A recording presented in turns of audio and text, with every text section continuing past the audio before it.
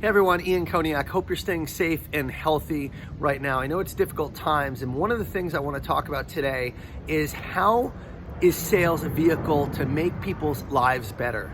We're all right now being forced to ask what's most important. We're quarantined, we're away from sometimes our friends and even family, and I've been thinking a lot about what's most important. What I'm realizing is family for me comes first, and I've been quite a workaholic in a lot of ways and have neglected my family, and this has been a blessing in disguise.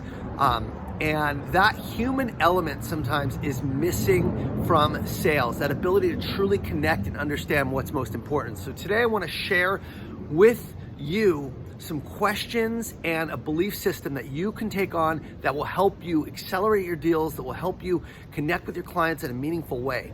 And that question is this: ask yourself, do I make people's lives better through the product or service that I sell? And if that's not a yes, then it's a time to do a little soul searching and really evaluate how your product or service can help people improve their lives. I'm going to give you a few examples of how you can do this in B2B sales today. And hopefully you can take this and incorporate it into some questions you ask your clients to really build that human connection that, is really critical for winning business. And so the example I'll share is this. I sold a large real estate company a couple years back. It was one of my biggest deals. And one of the main reasons that I was able to connect so strongly with the CEO is early on in the sales cycle, I asked him a question, which is really simple. Why is this project so important to you? What does it mean to your business, and what does it mean to you personally? And he opened up and he told me he had been in real estate for 15 plus years, and that most people in real estate, they get their license and it's sink or swim. There's no training, there's no development, there's no tools to help make these agents better. And when he thinks about his role as CEO, he thinks about the single mom who's raising her family, can't afford to go to a 9-to-5 because she wants to be with her kids, and she truly does still want a career and an income, and real estate gives her that flexibility. And he lit up when he started sharing, because he said, I don't want to disappoint her the way I was disappointed when I started in real estate. I want to give her the training and the tools to really accelerate her career and be successful and not have to do it on her own. And that was my lens moving forward. Every time I was interacting with him, I was thinking, this guy truly cares about his people. He's doing the right thing. He's a servant leader. How can I make him successful?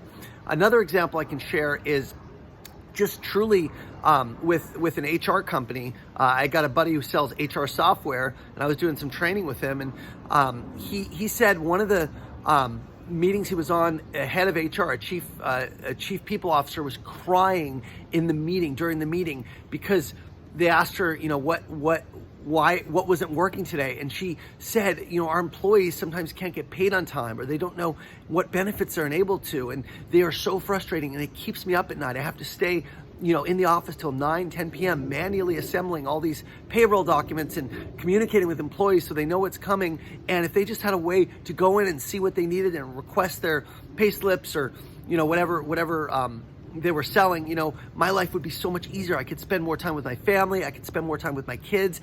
And she opened up so much, and they got a huge sale out of that, because personally, you're hitting those personal values, which is important to people, especially leaders. They are in their role for a reason. They are trying to make their lives better. They are trying to make their employees' lives better. They're trying to grow their business. The last thing you can ask about this is what's called their KPIs. So if you can say and get to a point where you're comfortable, you have trust on, hey, how do you get paid? Do you get paid based on revenue, based on profit, based on retention?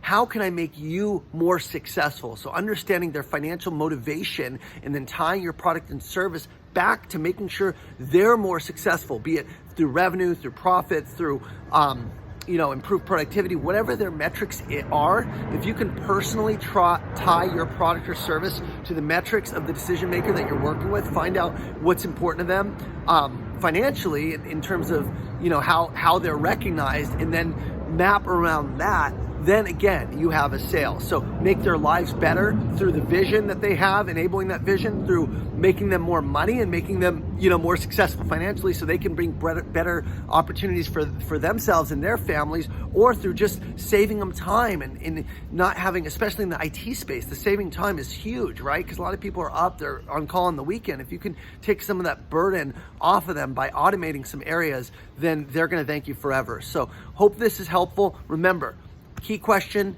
how do I make people's lives better and their businesses better through the products and service that I sell? Thanks, guys. Hope you have a great week. Stay safe.